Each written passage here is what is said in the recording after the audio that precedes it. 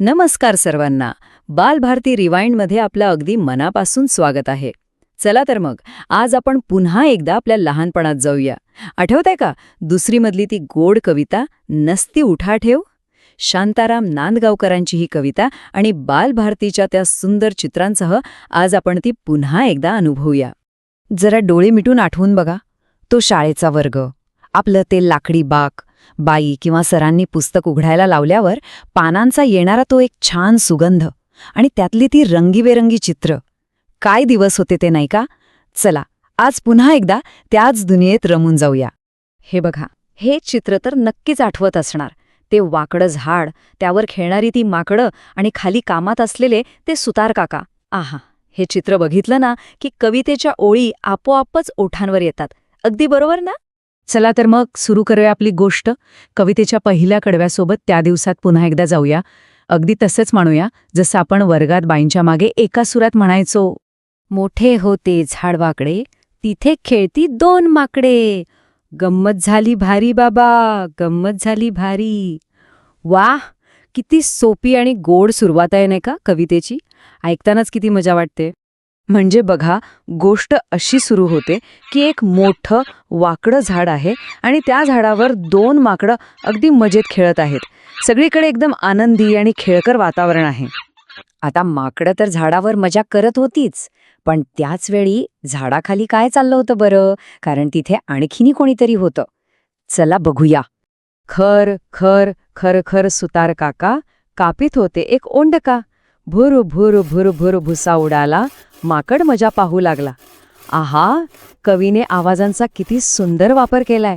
तो करवतीचा खर खर आवाज आणि लाकडाचा भूर भूर उडणारा भुसा, सगळं चित्र जसंच्या तसं डोळ्यांसमोर उभं राहतं. म्हणजे बघा, एकाच ठिकाणी ना जणू काही दोन वेगळीच जगं होती. एकीकडे माकडांचं खेळकर बिनधास्त जग आणि दुसरीकडे सुतार काकांचं मेहनतीचं, कामात एकदम एकाग्र झालेलं जग. आणि या सगळ्याकडे एक माकड मोठ्या गमतीने बघत होतं. अगदी असंच व्हायचं ना आपल्या वर्गात पण. काही जण बाईंच्या मागे सुरात कविता म्हणायचे आणि काही जण त्या पुस्तकातली चित्र बघत बघत मनातल्या मनात एक वेगळीच गोष्ट तयार करायचे. आणि काही जणांना तर ते माकड बघूनच काय हसू यायचं. गोष्टीतली खरी गंमत तर आता पुढे आहे.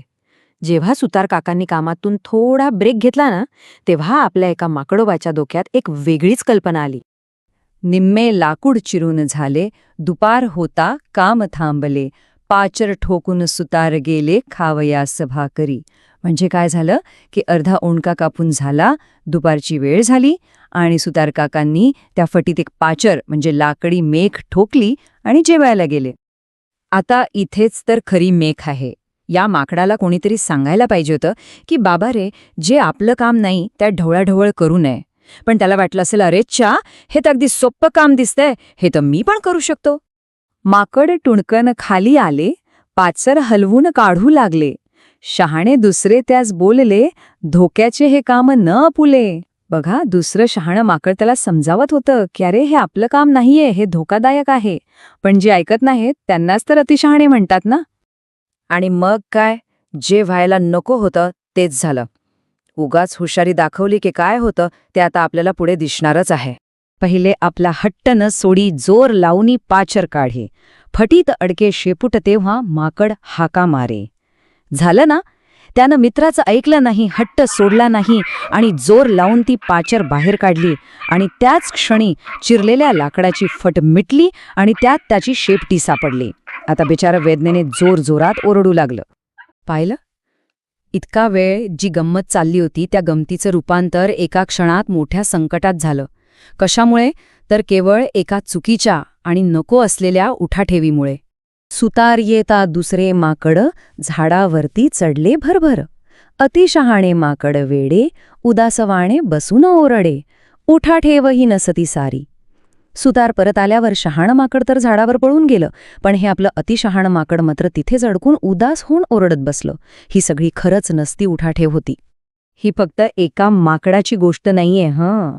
शांताराम नांदगावकरांनी ह्या सोप्या आणि सुंदर गोष्टीतून आपल्या सगळ्यांनाच खूप मोठा आणि महत्वाचा विचार दिलाय. तर मग ह्या माकडाच्या नसत्या उठाठेवीतून आणि त्याच्या फजितीतून आपल्याला नक्की काय शिकायला मिळालं बरं? शिकवण अगदी सोपी आणि सरळ आहे.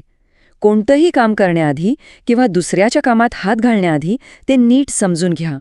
त्यावर नीट विचार करा आणि मगच कृती करा. कारण काम समजून न घेता हात घातला की नुकसान आपलंच होऊ शकतं. आणि म्हणूनच कवी कवितेच्या शेवटी आपल्याला एक सुंदर सल्ला देतात. म्हणून करावा विचाराआधी, नंतर कामे सारी. आपल्या रोजच्या आयुष्यासाठी किती साधा पण किती मोठा धडा आहे हा, नाही का?